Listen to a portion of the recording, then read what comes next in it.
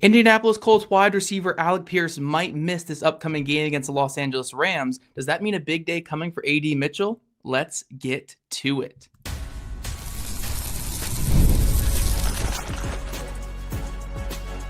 You are Locked On Colts, your daily Indianapolis Colts podcast. Part of the Locked On Podcast Network, your team every day.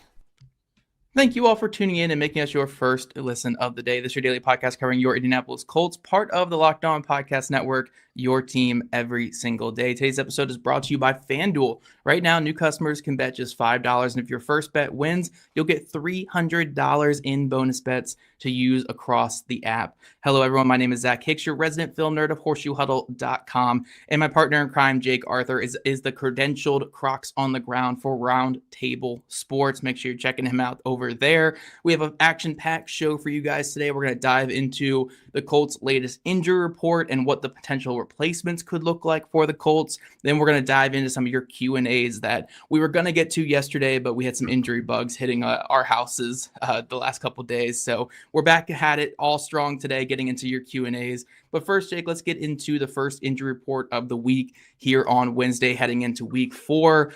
Some surprises and some not surprises for the Colts. The two that didn't really surprise us, Alec Pierce and Kenny Moore. These were ones that we were made aware of earlier in the week. Alec Pierce with that concussion and Kenny Moore the second with a calf. And Shane Steichen even clarified saying that it's a little bit of the Achilles as well that you really don't want to play with. So It seems unlikely that either of those two play this week. But what was kind of your feel in that situation, Jake? Yeah, when it comes to Pierce, it's not very often that we see Colts players come back when they're put into the concussion protocol and play that same week.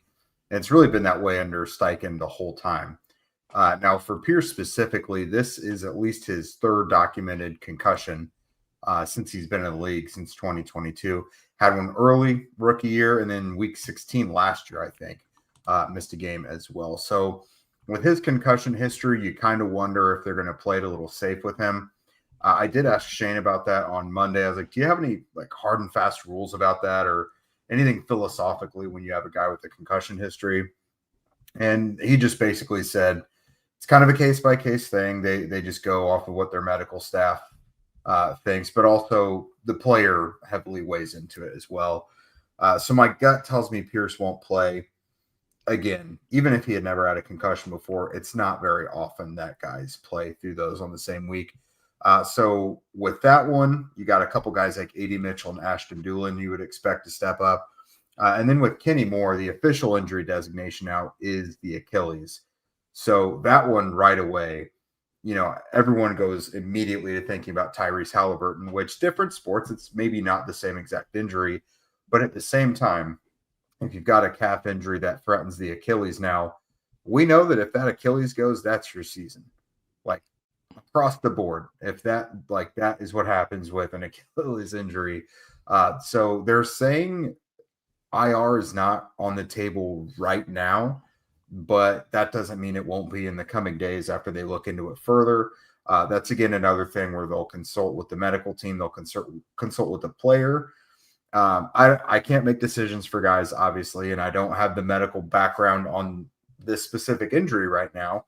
I'm not a doctor. Again, I only play one on TV. But I don't see what the benefit would be to not just probably putting him on IR and making sure that thing is 100%. Before he comes back on there, because if there's one guy on defense among a few that I do not want to risk their health this season, Kenny Moore is right up there near the top of the list. Yeah, and it's not even just a case of looking at it from the Colts perspective. Like, obviously, again, you want to protect the team and you want the team to be successful this year and yada, yada, yada. But when it comes to the player here, I mean, Kenny Moore is a 30-year-old NFL player, and it's hard to come back from an Achilles injury at any point in your career. The studies show that this is the most devastating injury to come back from if you tear that Achilles. So if this is a Tyrese Halliburton situation where the calf is an injury and also the Achilles, and like you run that risk of tearing it if you play on it, the Super Bowl is not tomorrow. You know, there's no need for him to put the rest of his career on the line for a week 4 regular season game in his age 30 season. So yeah, I think ultimately, I think the Colts will land on putting him on IR later this week. it's just not worth risking it, especially for him too, where, I mean, just go back to a lot of Colts players that we've seen have their careers basically zapped due to Achilles injuries. You go back to Marlon Mack.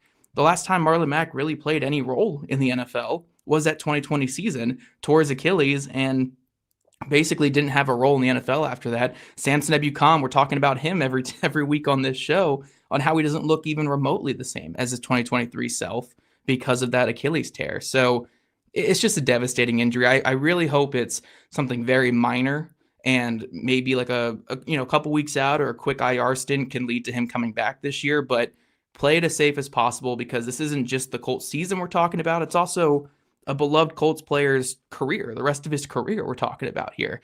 So I think, I want to get your thoughts on this too, Jake. I think Mekhi Blackmon might step in this week to play that slot corner. And if it goes poorly, that's why Mike Hilton is in the building. But did you get the feel that maybe Hilton could get that first run at it, or what kind of your thoughts on that? My gut tells me that if they feel Hilton is like in game shape and ready after they evaluate him this week, then he could have a small role. But for all intents and purposes, I would imagine Blackmon gets the start there in the slot, and then they just kind of rotate Hilton in and get him used to things again.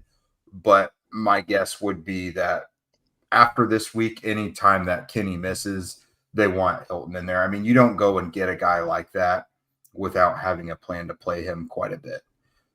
So that's kind of the other thing about it is with Kenny, again, you don't really go get a Mike Hilton if you're only going to be out a week or two, in my opinion, because Kenny is your 100% of the snaps slot guy. Now, they're in sub packages throughout, so Hilton can still play at the same time that Kenny does, but at the same time, that's the guys you're basically looking at. Mekhi Blackmon and Mike Hilton. I think the guy that immediately gets usurped there is Chris Lamont, but yeah. Yeah, no, for sure. And then going back to Alec Pierce real quick, AD Mitchell is in line to get way more snaps if Pierce misses this week. Probably would jump up from like 7 snaps a game into more of the 40s and the maybe near 50s in terms of snaps. I don't think it'll be like taking all of Pierce's snaps, but I think we will see a pretty heavy dose of AD Mitchell in that case. And I think this is a really good matchup for him, and a reason why in one of my deeper fantasy leagues I actually picked up AD Mitchell this week just out of curiosity, because I think this is the type of week where against a Rams team that boasts 2 pretty small corners on the outside, the Colts have liked these max protect ISO shots to Mitchell so far this year.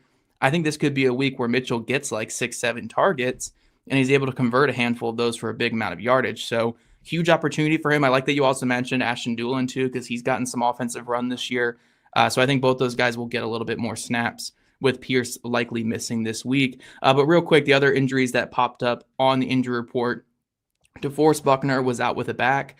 I'd be shocked if he missed any game time. We've seen him go weeks without practices in the regular season just to play every single game. So it would take holding him back with multiple tethers to keep him from playing on Sundays.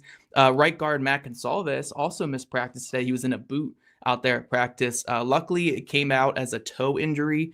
We saw Tyler Warren, for instance, last week with a toe injury, limited and in a boot, and he ended up playing on Sunday. So you don't want to speculate too much, but if he gets a limited practice tomorrow or a full practice tomorrow, it looks like Gonsalves should be good to go. So I'm not going to worry too much there. And then punter Rigoberto Sanchez, who I forgot was even on the team after these first 3 weeks, he missed with a personal matter as well today. Look, I hope everything's okay with Rigo in there, but if he doesn't show up on Sunday, is anyone going to notice, Jake? Is anyone really going to notice? One punt on the season. No, I don't know what's up with him, but we'll probably see throughout the week.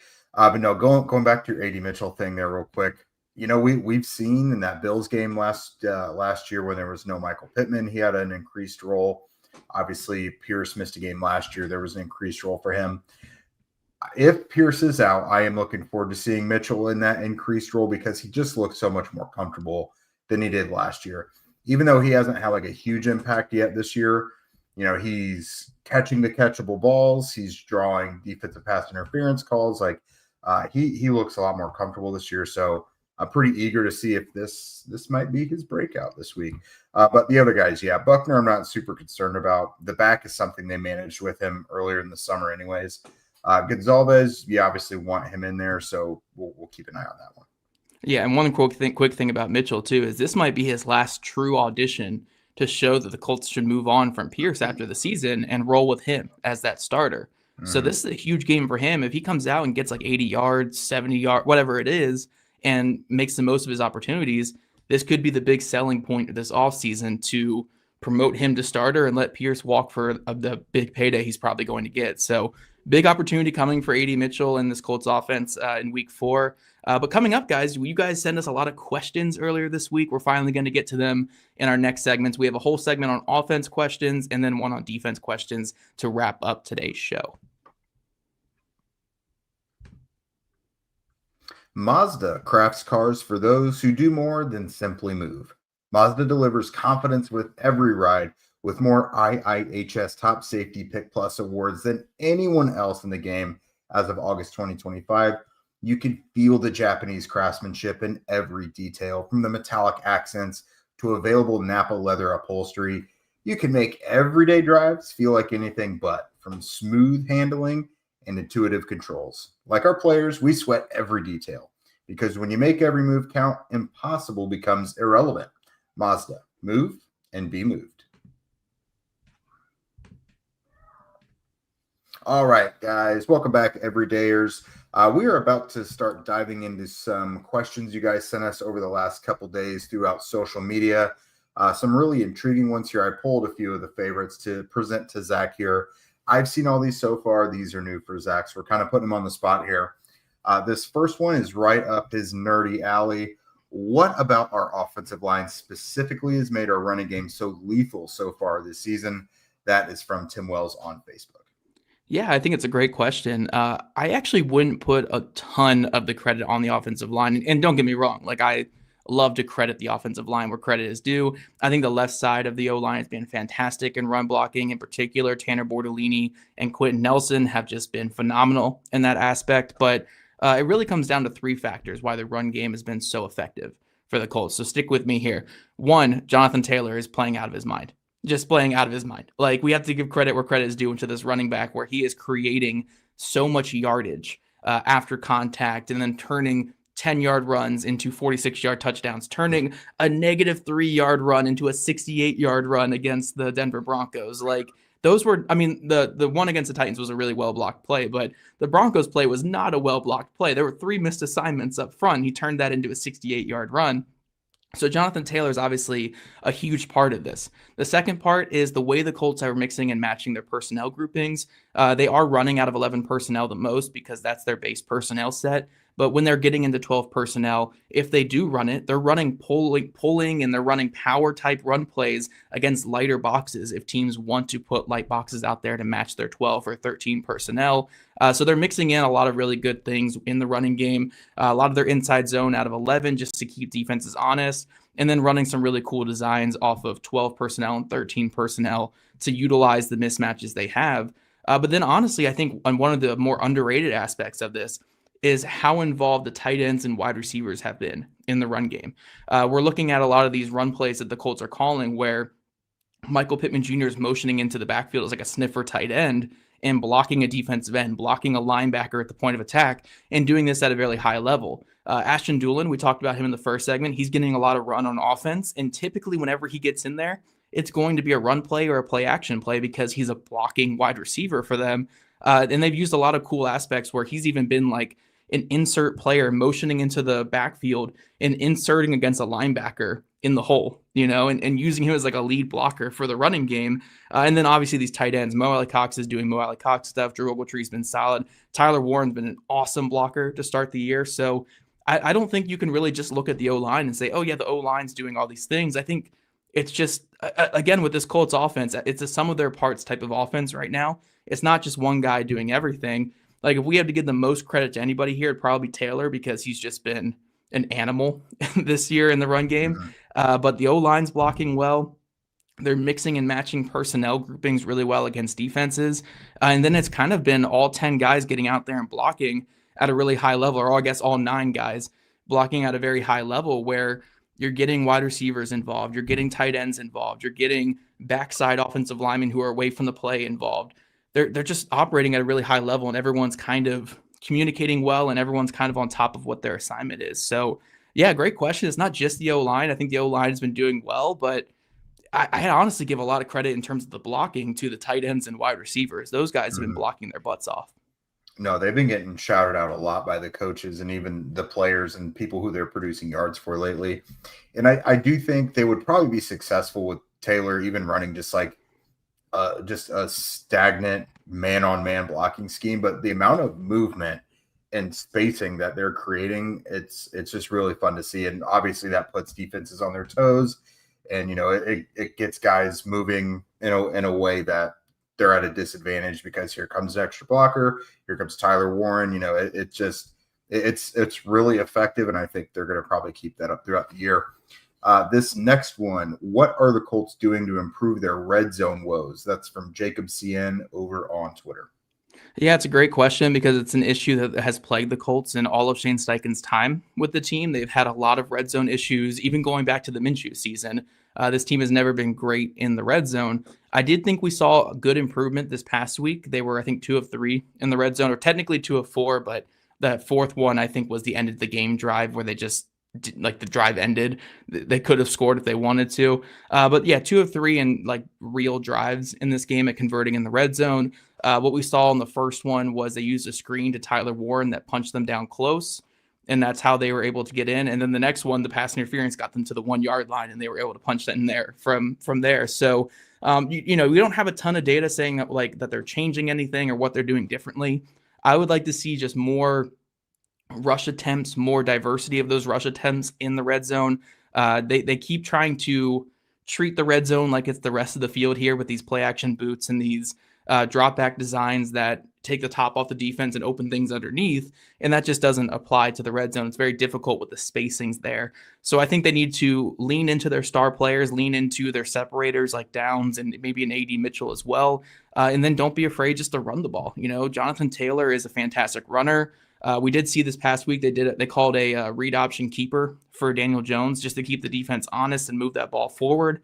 I think that was an effective play call. So yeah, I think at the end of the day, maybe just get into more old school type of style of offense when you get to the red zone. Maybe the passing proficiency isn't as good down there, but if you can lean into your star running back, lean into effective ways to move the ball forward, as long as they get within the 10-yard line, they're pretty good at scoring. So maybe just punch that ball as close as you can, and then you can do what's been working for you within the 5 and within the 10-yard line. But great question. It's been an issue that's plagued the Colts for years now, and we'll just have to see if it improves with more data this season.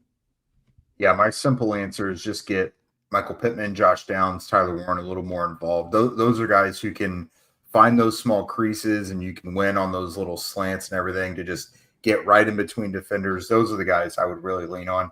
That's more the low red zone. When you get closer to the 20 and everything, I think you're right. They're probably getting a little too broad with it. But yeah, here's the last one I've got for you in terms of the offense. How long, and we've discussed this one before, but I think it's intriguing. And if no one has heard this discussion yet, I think they'll probably want to chime in.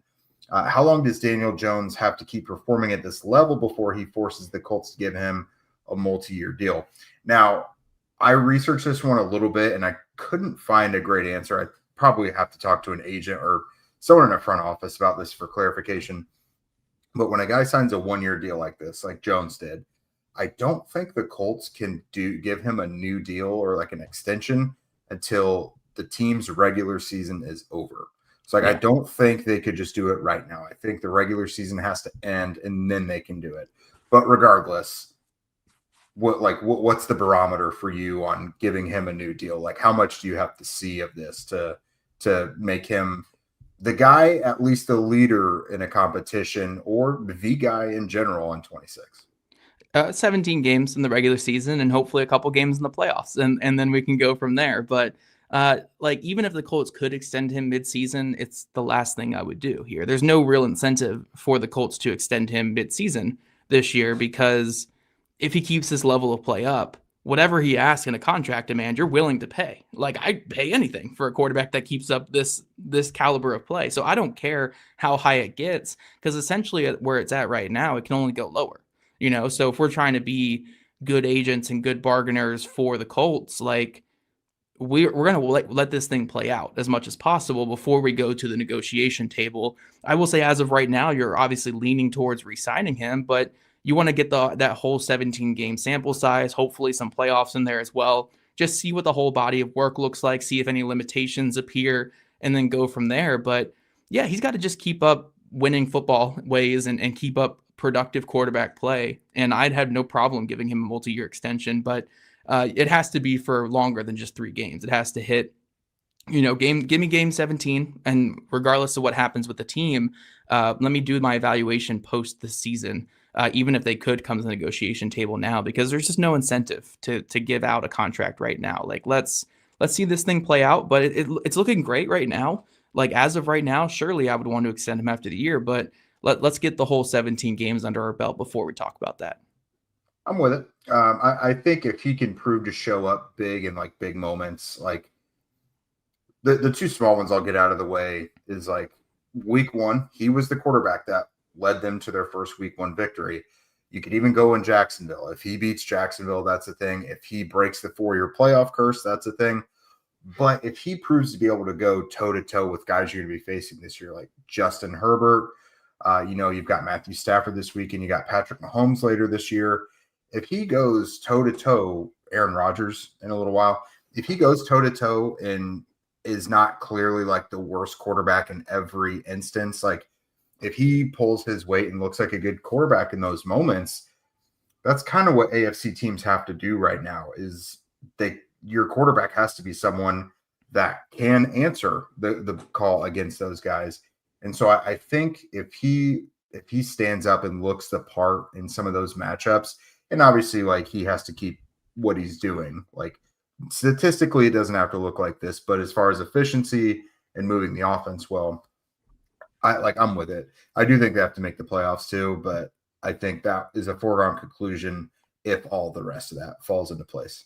Yeah, he's passed every test so far, and just continue passing tests, and then we'll talk after the year. I think he's doing a lot of things right, but that's all we have for the offensive question, guys. Coming up, we're going to talk about this Colts defense and how a lot of y'all have some concerns that we're going to address in our final segment. The NFL season is here, and FanDuel is making sure that you're ready for kickoff with a can't-miss offer. All right, let me bend your ear. So right now, new customers can bet just $5, and if that bet wins, you'll get $300 in bonus bets to spend across the entire app. I personally love using FanDuel because it just fits however you like to bet. Not everyone likes to do the same things. Like parlays aren't for everyone. Daily fantasy is not for everyone. Whatever you want to do, though, they've got something for just about everybody. It makes every game more exciting, whether you're watching your team or you're just keeping an eye on your fantasy lineup. It's quick, easy, and it's the best way to add a little more spice to your Sundays. So are you ready to play? Download the FanDuel app now by visiting FanDuel.com to get started. That's FanDuel.com to place your first $5 bet.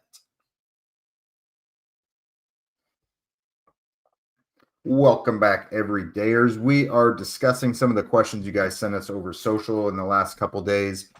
Pulled some intriguing ones here. We already got those offensive ones out. We're going to shift focus to the defense first. Now, the last of the unique ones, because we'll get to it, and the stuff that everyone's pounding the table to know. This first one says, are there any concerns about the run defense? We've done a decent job at the moment, but it feels to me that if the RB isn't contained on the first level, they easily get past the second level, and it's up to the safeties to stop them at that point, which to me is a bit worrying. That's from Chet Men over on Twitter. Now, I agree. The Colts haven't yet faced a team that's like truly committed to the run throughout a game. Miami couldn't really do it. They were getting pounded. Same with the Titans. And the Broncos, they just found a better formula in that shallow passing game and like all the stuff they were doing to the Colts secondary. They just didn't really need to do it. But when each of those 3 teams kind of wanted to get the run game going a little bit, it worked to an extent. Each of those teams had some good runs to them. So if you face a team like Baltimore or Buffalo or a team that like can get the running game really going, I do think I would be a little bit worried about that one, Zach. And it's not like the personnel alone is part of the reason, because the Colts are almost never in a base defense. So when you have an extra DB on the field versus an extra lineman or an extra linebacker, that's just inherently going to make you a little behind the 8 ball against the run. Yeah, there's certainly some concerns just because they're such a heavy nickel and dime team, and it's just harder to fit the run.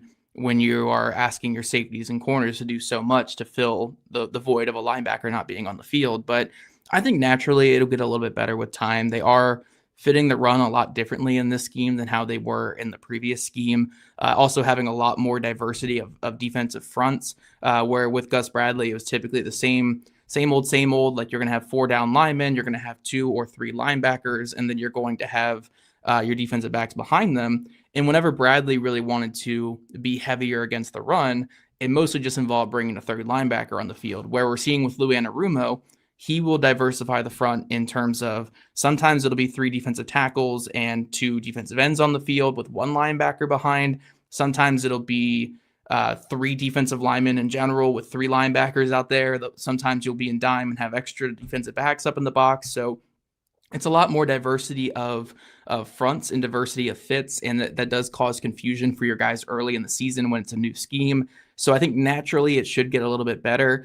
But ultimately, I think it just comes down to the personnel needs to perform a little bit better out there. The linebacker play has just not been up to par so far this season, especially in the run fitting department. I actually don't think they're missing many tackles right now. It's more so just being content with their fits and being on top of their fits and trusting the guys around them, where it's like, if I'm going to fit outside here, the guy inside is going to make a play. There's a couple of moments where guys are freelancing a little bit too much, and the same can be said about the defensive line.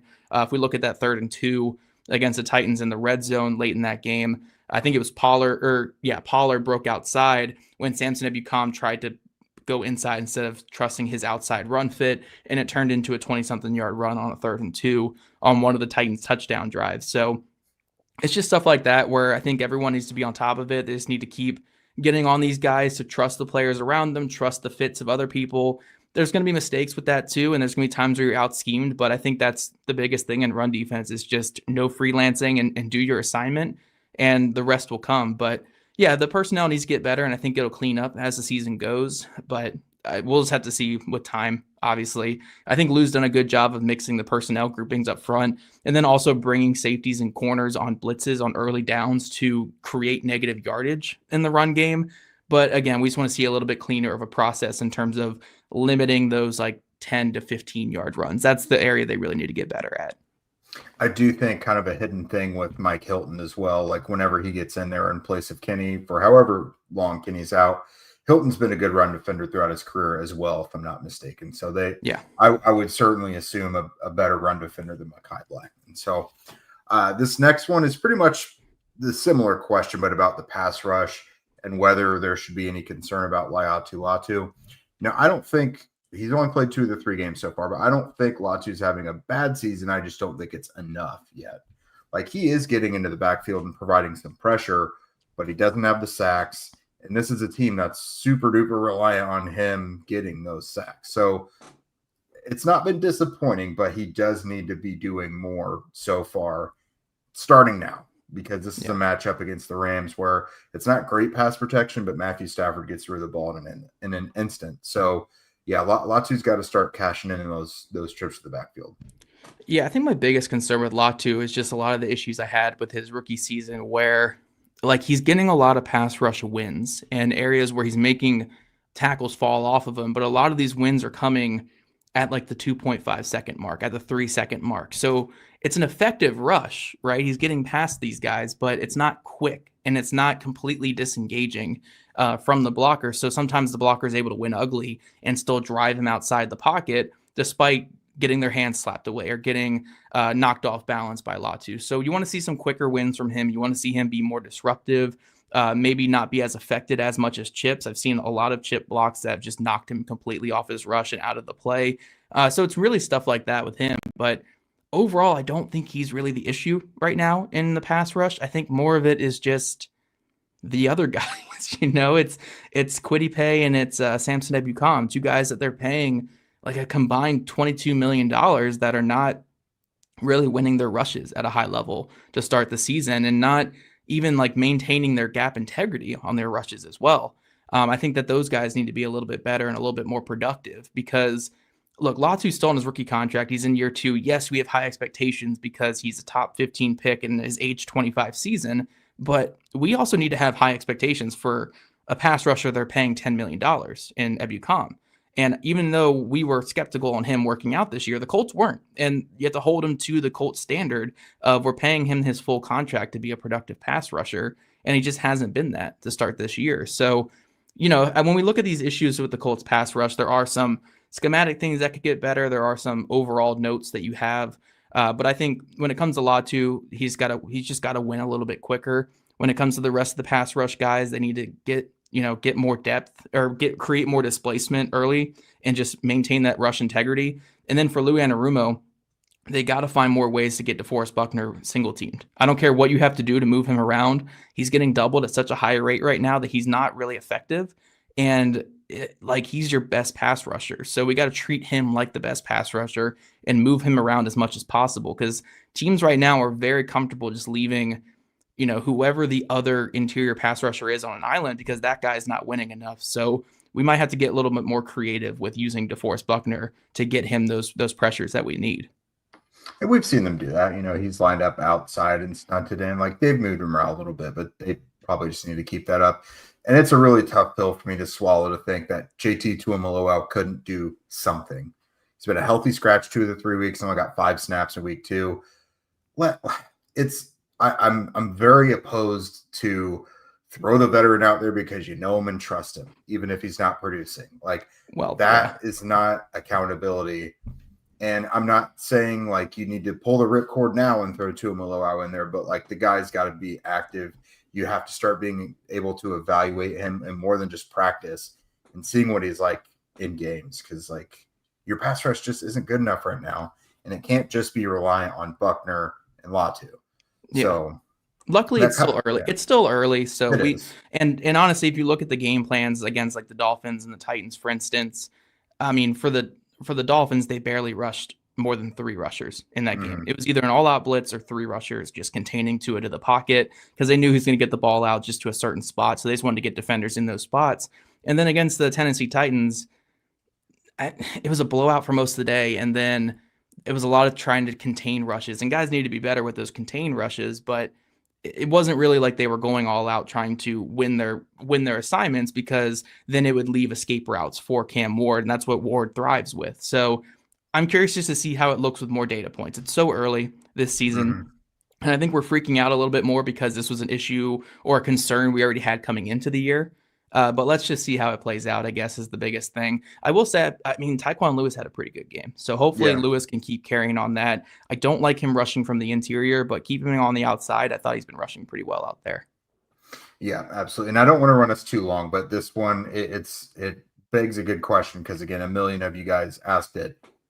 At the trade deadline, given the Colts' aggressiveness and their willingness to go replace someone who gets injured right away and fill needs, would you make a trade before the deadline for really anyone, but especially a pass rusher?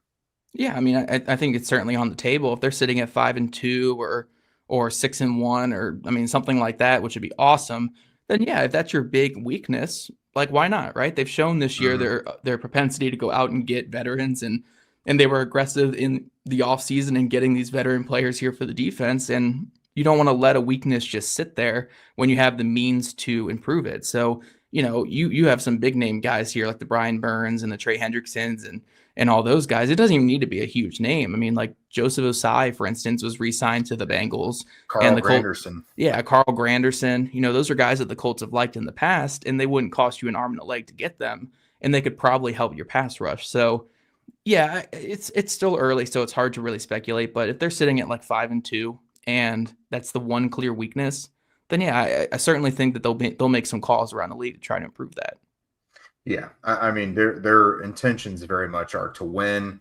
And if you have this area that's like you said, a clear weakness that's holding you back, like your entire defense, your entire pass defense, you gotta fill it. Otherwise, what are you doing? You don't have the guys there, obviously, to really hammer that home. So yeah, I would be in favor of that. Obviously, don't want to give up a first round pick, but meaningful capital to fill what is probably your biggest need, I'm for it. Yeah, and look, what's giving up the 32nd overall pick? It's nothing, man. It's nothing for this team. So if maybe you can go with the first round pick, but overall, yeah, I think it's certainly on the table if it comes down to it. But we do want to thank you guys for making Locked On Colts your first listen today and every day. The NFL season is finally here, so if your next listen, get a double dose of the Locked On NFL podcast. Tyler the Madman Rowland gives you a shot of espresso to start your day, while Tony Wiggins takes you into the barbershop for the smoothest breakdowns to end the day. Find Locked On NFL on YouTube or wherever you listen to your podcast. If you guys want to become a Locked On Colts insider and chat with us directly and get that insider scoop, follow the link in our show notes. And if you don't already, make sure you're following at Locked On Colts, at Jake Arthur NFL, and at Zach Hicks2, all on socials. Also, subscribe to us on YouTube wherever you listen to your podcast. We love you guys' ratings, reviews, and we'll catch you guys back here tonight for the Colts Squad Show, 9 p.m. Wednesday night.